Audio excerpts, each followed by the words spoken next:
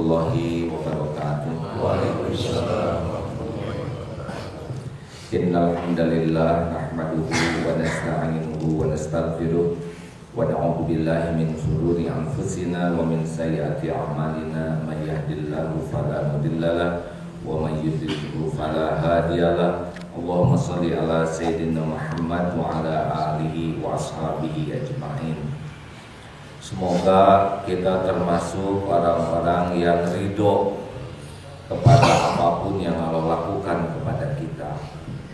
Karena salah satu yang membuat kita sengsara adalah tidak ridho kepada ketentuan Allah. Hadirin hadirat sekalian, bahwa bukan tidak bisa ridho, tetapi tidak mau. Karena sebetulnya kita bisa, ada tidak mau, ada tidak bisa. Kita sebetulnya disiapkan untuk bisa menerima takdir ini kalau kita yakin bahwa Allah memberikan yang terbaik bagi kita. Tetapi berat bagi kita kalau kita dominan kepada nafsu kita. Kita ingin apa yang kita inginkan yang terjadi. Tetapi bagi orang yang yakin kepada Allah, dia ingin apa yang terbaik menurut Allah. Kita boleh punya keinginan, boleh punya harapan, tetapi kita harus sadar bahwa kita sangat terbatas untuk mengetahui mana yang terbaik bagi dunia akhirat kita. Benarkah hadirin sekalian? A'udzubillahi minasyaitonirrajim. وَلَنَبْلُوَنَّكُمْ بِشَيْءٍ مِنَ الْخَوْفِ وَالْجُوعِ وَنَقْصٍ مِنَ الْأَمْوَالِ وَالْأَنفُسِ وَالثَّمَرَاتِ وَبَشِّرِ الصَّابِرِينَ الَّذِينَ إِذَا أَصَابَتْهُمْ مُصِيبَةٌ قَالُوا إِنَّا لِلَّهِ وَإِنَّا إِلَيْهِ رَاجِعُونَ أُولَئِكَ عَلَيْهِمْ صَلَوَاتٌ مِنْ رَبِّهِمْ وَرَحْمَةٌ وَأُولَئِكَ هُمُ الْمُهْتَدُونَ. Sadaqallahul Azim. Saudaraku sekalian, itu Allah sudah menjanjikan itu surat Al-Baqarah ayat masa lupa lagi ayat, ingat ya. Jadi Allah sudah menjanjikan akan ditimpakan kepada kita, udah janji itu Allah ya. Bisyai, sedikit saja. Jadi apa yang pahit, yang getir, yang membuat kita nelang satu sebetulnya sedikit dibanding dengan limpahan karunia yang banyak. Dan yang sedikit ini pun seperti kunci. Kunci kan kecil, asal mau nyeklekin aja terbuka. Seperti kulkas terkunci, diceklekin kebuka isi kulkasnya. Lemari terkunci, diceklekin kebuka. Kamar, banyak kenyamanan di kamar terkunci, pas dibuka. Nah, kuncinya adalah wabashiri sabirin alladzina idza asabathum musibah qalu inna lillahi wa inna ilaihi raji'un. Jadi kuncinya sederhana sebetulnya kalau dalam bahasanya, yaitu sabar. Dari mana datangnya sabar? Sabar itu minimal dua, datangnya satu, dia tidak merasa memiliki kecuali semuanya milik Allah. Dan yang kedua, tidak pernah kembali kecuali kembali ke Allah. Jadi semakin kuat kita merasa memiliki sesuatu, ya, makin menggenggam, nah makin keras satu beratnya sabar. Seperti uang, dompet hilang. Nah, ketika makin merasa uang itu uang kita, milik kita, penjamin kita, makin berat luka. Seperti mutasi jabatan, ketika jabatan itu merasa hak saya, nah itu makin berat diambilnya. Pokoknya makin kuat merasa memiliki, makin susah sabarnya.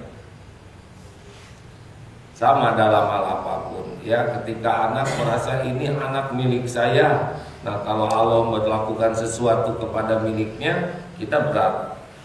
Tetapi ketika semua merasa adalah milik Allah, titipan Allah, amanah Allah, itu akan jauh lebih ringan. Pokoknya hati-hati saja di dalam merasa memiliki. Harusnya merasa tertitipi. Ini kunci utama orang bisa sabar ketika tidak merasa memiliki apapun kecuali semuanya milik Allah. hanya dititipkan sejenak kepada kita oleh Allah, dan sekehendak Allah tuh mau nitipkan, mau ngambil itu benar-benar sekehendak yang punya. Ya kayak parkir lah, mau nitip, mau ngambil suka-suka yang punya, masa kita sedih? Ya. Halo. Dan yang kedua, kunci sabar adalah ke siapa kita larinya. Semakin lari kepada selain Allah, makin susah sabar. Sebab lari ke selain Allah, lari kepada yang lemah, lari kepada yang bodoh, lari kepada yang tidak mampu, lari kepada yang belum berdosa. Tapi kalau lari ke Allah, wa ilaihi turja'ul umur, itulah yang tepat, karena segala urusan ada dalam genggaman Allah. Beberapa waktu yang lalu terjadi kehebohan tentang seseorang yang dianggap dukun. Ya, kenapa? Mungkin ini syariatnya ingin sembuh, ingin sehat, tapi lari kepada selain Allah dulu repot, karena yang tahu dukun atau bukan hanyalah Allah. Nanti juga Allah bisa memperlihatkan sesuatu. Harusnya kalau terjadi sesuatu ke Allah dulu, karena segala sesuatu ini terjadi biiznillah. Ma asaba min musibatin illa biiznillah. Tidak ada satupun musibah yang menimpa kecuali dengan izin Allah. Wa may yu'min billah yahdi qalbah. Barang siapa yang beriman ke Allah, yakin ke Allah, Allah akan memberi petunjuk di hatinya. Kita akan menyempurnakan syariat. Kalau sakit kita berobat, tapi yang tahu di mana kita akan dapat kesembuhan cuma Allah yang menyembuhkan. Mungkin lewat dokter, mungkin lewat ahli bekam, mungkin lewat ulama. Kalau minta tolong ke Allah, nanti syariatnya yang halal, yang jadi ibadah. Tapi kalau kita tidak minta tolong ke Allah, terus cari ke sana sini, bisa ketipu nih. Masuknya bisa ke dukun. Dukun tuh hanya dua katanya yang boleh didatangi di Indonesia nih. Satu, dukun beranak yang sudah dapat sertifikasi bidan. Yang kedua, dukun urut ya, yang dapat sertifikasi ahli urut. Tetapi dukun-dukun yang menggunakan kekuatan jin itu pasti bukan kekuatan Allah.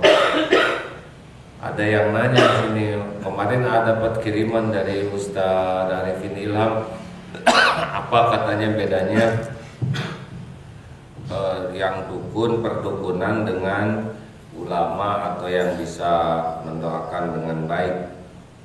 Entah saya baca dikit ya ini karena kalau ngutip ini lebih aman. Nah hadirin sekalian,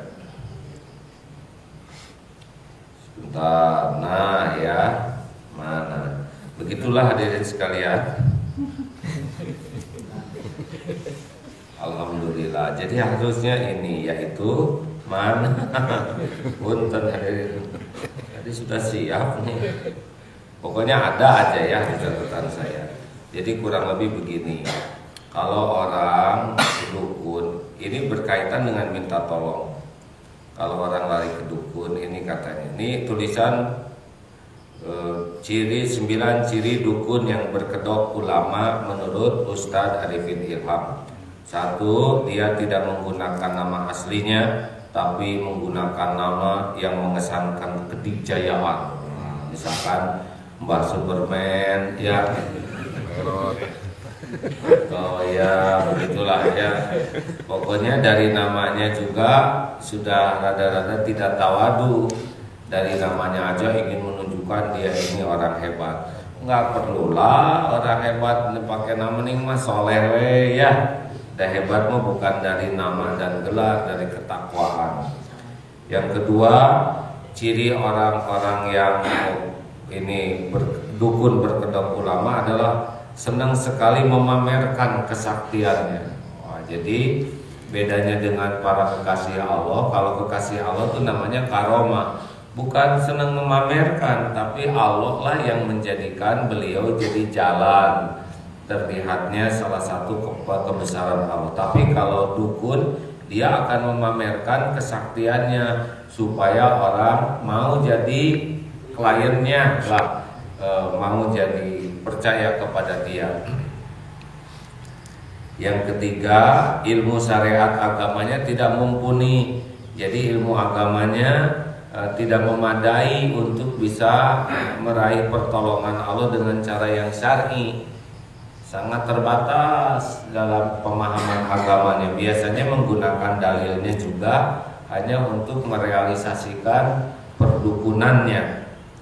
Yang keempat, memanfaatkan para tokoh untuk melegalisir prakteknya, yang sebenarnya tokoh tersebut belum tahu persis praktek tersembunyinya, karena sang dukun menampilkan kesan seakan sesuai syariat. Nah, gini ya saudaraku sekalian, kalau orang-orang yang soleh asli gitu ya, dia nggak perlu backingan, dan backingnya cukup Allah.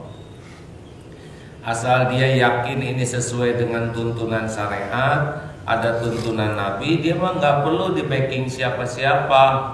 Paling juga ketemu diskusi dengan ulama bukan untuk membackingnya, tetapi kalau ketemu ulama juga untuk mengetahui benar atau tidaknya apa yang dilakukan.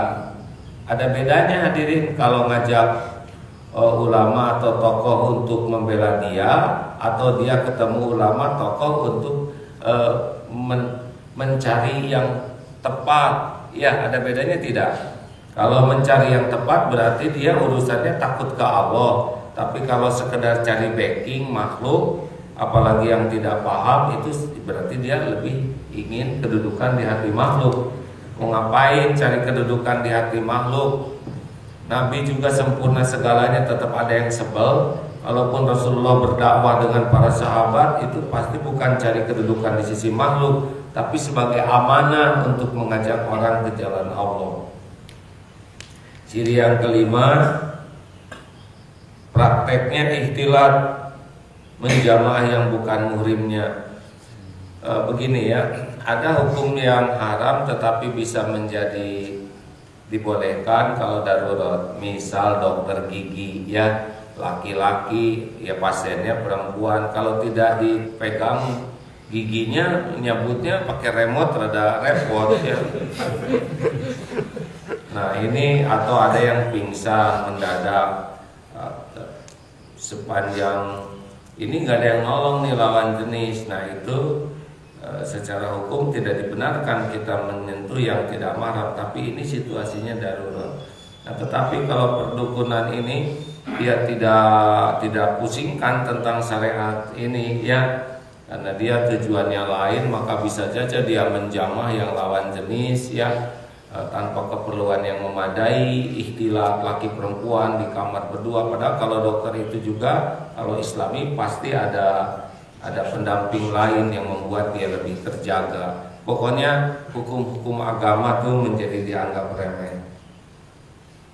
Dan yang keenam, menurut Ustaz Arifin Ilham ya, saya hanya mencoba membaca dan nambah-nambahin, berani bayar media untuk mempromosikan dirinya sebagai orang sakti. Dan yang ketujuh, dengan bahasa mahar namun jelas tarifnya wah, disertai dengan ancaman kalau tidak segera diobati akan mati, kalau tidak segera ditransfer doanya tidak sampai, penyakitnya tidak sembuh.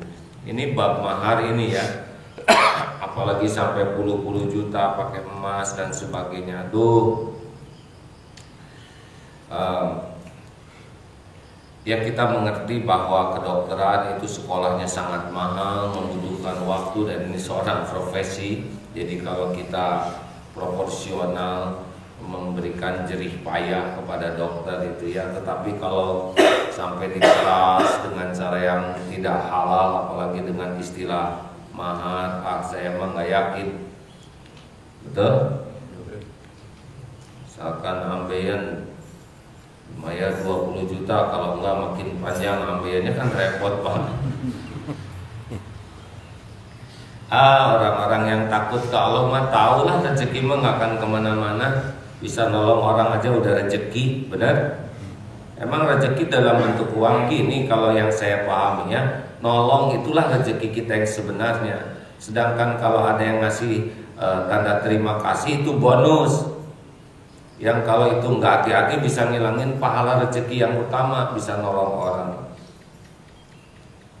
Yang kedelapan, disertai dengan aksi tipu daya, menakuti seperti bekam, darahnya ada cacingnya, rumah ada hantunya, kena santet dan sebagainya. Emang ada yang suka kayak gini ya? Oh, di darahnya katanya ada cacing. Kalau mau nolong mah lempeng-lempeng aja lah ya. Betul? Tidak usah kita tuh membuat orang jadi kagum, yakin ke kita. Bahkan kalau kita bisa mah disembunyikan kalau Allah ngasih karunia itu supaya kitanya nggak tergelincir jadi ujub. Karomah para waliullah tuh ya, dia mah nggak memerlukan para wali itu pamer karomah, pamer kelebihan. Misal doa mustajab. Dia tahu nih kalau hujan ngedoa misalkan dengan izin Allah hujannya dipindahkan. Tapi beliau tidak ingin mentokan kalau saya doain berhenti nih hujan. Dia lebih merasa dirinya yang menghentikan hujan daripada Allah dengan kemurahannya. Makanya kalau kita ditakdirkan diuji oleh Allah punya kelebihan, ya proporsional lah. Ada kalanya mungkin kelebihan itu baik untuk pada saat manfaat, tapi kalau jadinya ria, jadinya pamer, udah nggak usah lah. Udah yang punya surga sama Allah bukan orang yang lihat, benar. Sekarang orang semua kagum ke kita, berdecak-decak, tapi Allah murka. Mau apa? Halo? Sekarang orang kagum, wah kamu hebat, wah kamu keren. Terus gimana? Cicilan kita kan tetap yang bayar kita, ya. Kemudian dosa kita yang mikul, pahala hilang, kita sendiri yang rugi. Dan yang kesembilan, memberikan azimat atau amalan yang tidak ada dasarnya. Nah, sebetulnya Rasulullah SAW sudah memberikan banyak doa-doa yang kalau kita pegang, tuntunan beliau itu sudah sangat memadai untuk mendatangkan pertolongan Allah, perlindungan Allah. Nah hadirin sekalian, jadi kalau nanti ada masalah, ada kesulitan, ada sakit, ke Allah dulu ya. Karena Allah yang maha dekat. Fa idza sa'alaka ibadi anni fa inni qarib. Kalau ada hamba yang bertanya kepadamu tentang aku, katakan aku adalah dekat. Ujibu da'watad da'i idza da'an. Allah mengabulkan hambanya yang meminta, berdoa ke Allah. Ini Allah seperti sekarang. Ini kan Allah menyaksikan pertemuan ini, tapi sedikit orang yang meyakini hal ini. Padahal benar. Kayak sekarang malaikat di kiri kanan kita ada pencatat, di depan belakang malaikat penjaga juga ada. Ini setiap saat nih kita seperti ini, tapi tidak banyak yang memasuki keyakinan seperti ini. Ini tubuh kita ini tiap saat diurus oleh Allah. Kalaupun kita sakit pasti terjadi dengan izin Allah. Mana bisa kuman masuk ke tubuh ini tanpa izin pemiliknya. Dan kalau kita mau sembuh juga yang menyembuhkan adalah Allah. Sekarang kita ingin disayang anak-anak. Anak-anak tuh gak bisa diakalin. Anak-anak itu sepenuhnya milik Allah, lahir batinnya dalam genggaman Allah. Kita gak bisa membolak-balik hati anak. Sayangi bapak, sayangi bapak. Gak bisa disayang menyebut. Pokoknya kalian harus sayang kepada bapak. Gimana kalau oleh Allah gak dibalikin? Gak bisa. Tapi kalau bapaknya tobat, bapaknya minta tolong ke Allah, bapaknya ngaku di hadapan Allah kesalahannya, bapaknya bersimbah air mata, merasa belum jadi ayah yang baik, belum jadi contoh yang benar, belum bisa mendidik dengan tulus. Dan Allah tahu ini si bapak air matanya tulus. Kan ada water ice crocodile land, ya bahasa Inggris tuh, air mata buaya dalam. Nah jadi ini sia-sia astagfirullahaladzim, ya nggak boleh ngomong diikutin ya. Nah Allah tahu si bapak tulus minta ampun. Dan apa sulitnya bagi Allah ngebulak-balik hati anak? Gak usah kita minta amalan ke ini misalkan di banjur di sumur 7 ya pakai kembang rampe dan kembang bunga bangkai. Repot. Padahal itu anak adalah ciptaan Allah, setiap saat dalam genggaman Allah, dibulak-balik hatinya oleh Allah. Mau apa kita lari dengan sesuatu yang tidak syar'i? Benar? Sedangkan Allah yang maha dekat, maha melihat, maha mendengar, maha menguasai setiap saat. Kalau nanti Allah mau mengembalikan hati anak, mungkin bisa lewat disadarkan langsung oleh Allah ya. Si anak memperhatikan orang tuanya, sekarang enak nih dengan ibu bapak saya. Atau mungkin ditakdirkan ada guru yang membimbing, yang bisa membuat anak paham, atau dia ditakdirkan punya kawan karib. Pokoknya gampang lah bagi Allah. Tapi siapa nih yang kita andalkan? Apakah selain Allah? Sama nyari jodoh juga. Ada yang konsultasi ke dukun. Oh, ini jodohnya udah dekat nih. Oh iya Pak Dukun, iya udah dekat. Makin dekat nih sekarang. Siapa ya? Saya lah jodoh, kata dukun. Asal astuki, asli tukang kibul. Enggak boleh hadirin lari ke dukun mau apa. Yang menentukan jodoh adalah Allah. Tapi umur saya kepala 3, tetap kepala, pundak, lutut kaki semuanya ada di dalam genggaman Allah. Betul. Maaf para pendengar, ini upaya melawan kantuk sebagian jamaah. Mau lari kemana juga, jodoh mah Allah yang ngurus. Karena tiap calonnya juga ciptaan Allah.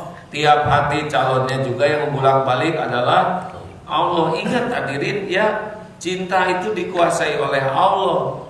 Walaupun kita bawa bunga 1 gerobak ya, tidak ngepek, nggak ada ya, makanya udah ke Allah. Tapi kenapa ya teman saya sudah punya jodoh kok saya belum? Jangan nanya ke saya, jangan. Tanya ke Allah, pasti ada baikannya di sana. Udah, jangan suka percaya nanti dimandiin sama dukunnya. Udah, jadilah maksiat baru. Bagaimana mendatangkan pertolongan Allah dengan cara maksiat? Betul? Jadi kata kuncinya adalah kalau kita diberikan ujian oleh Allah, sing ridho. Dengar hadirin, hati yang tidak ridho menerima takdir itu tidak akan merubah takdir menjadi cocok dengan keinginan kita, tapi merubah takdir menjadi jelek bagi kita karena Allah murka. Kita ditimpa ujian, kita nggak nerima. Nah, tidak nerimanya itu tidak akan merubah sesuatu jadi cocok dengan keinginan kita. Tidak nerima keadaan itulah yang membuat Allah nggak suka. Cirinya Allah nggak suka apa? Hati kita nggak ada ketenangan. Hati kita jadi galau luar biasa. Ini berarti ada yang gak beres nih. Kalau kita galau dengan dunia ini, kita udah lari ke selain Allah, gak nerima takdir, berburuk sangka, gak syukur. Jadi kalau kita dapat episode yang gak cocok, terima, dan gak diterima juga tetap kejadian. Ingat ilmu benyut ya, ada genteng jatuh kena jidat, kita gak terima, saya gak terima, gak mungkin. Itu tanda terimanya udah ada. Benyut kayak gitu ya. Masa nyebut nggak nerima? Terima dulu itu benyut ya, sambil pakai penghangat apalah supaya lebih baik, sambil kita tafakuri. Ingat ya, tidak ridho menerima takdir tidak akan merubah takdir kita jadi cocok dengan keinginan. Itu penting sekali kata-kata ini ya. Kita nggak nerima kenyataan, misalkan pensiun nggak nerima, ini nggak langsung jadi kerja lagi. Kita sakit nggak nerima, ini nggak langsung jadi sembuh, malah nambah parah. Terima episode yang ada, perbaiki diri supaya kita disukai Allah. Nanti Allah ngasih episode lainnya. Kan udah ada episode-episodenya hidup ini. Udah ada episode-episodenya. Episode dipuji, episode dicaci, episode sehat, episode sedih, episode dideketin, episode dijauhin. Terima wa man radiya falahu ridha. Barang siapa yang ridho kepada episode yang Allah berikan, Allah ridho. Nah, apa ciri Allah ridho? Dibuat tenang, dibimbing, nanti kita bisa ikhtiar di jalan yang Allah sukai. Nanti diberi takdir terbaik. Enggak usah yang cocok dengan keinginan kita, enggak perlu. Yang penting yang terbaik menurut Allah, yang membuat kita jadi dekat dengan Dia. Itu yang terpenting dari kejadian itu. Benar? Mana yang paling tepat? Sembuh atau tetap sakit? Wah, ini berat nih, ya.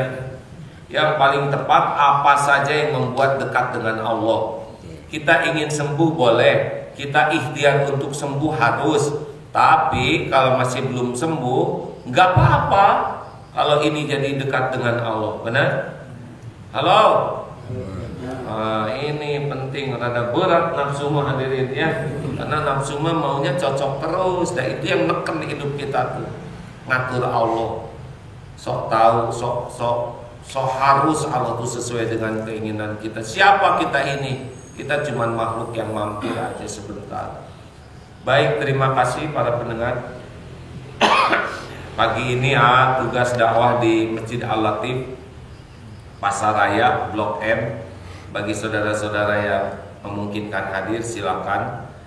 Dan kemarin ke Karawang ada yang mewakafkan tanah 3.000 meter berikut masjid dan bangunannya, Masya Allah, mudah bagi Allah. Allah yang membulak balik hati. Yang untung adalah yang mewakafkan. Yang untung yang kedua yang memakmurkan. Untung yang ketiga adalah kita kalau jadi ingin, ya, karena ingin meniru kebaikan pun sudah dicatatkan jadi kebaikan. Semoga semua informasi ini adalah bisa menjadi jalan semakin terbukanya hati ke Allah, makin sungguh-sungguh ke Allah, dan makin memanfaatkan sisa umur ini untuk lurus istiqomah di jalan Allah. Terima kasih para pendengar. Silakan dilanjutkan acara di radio kita. Assalamualaikum warahmatullahi wabarakatuh. Waalaikumsalam.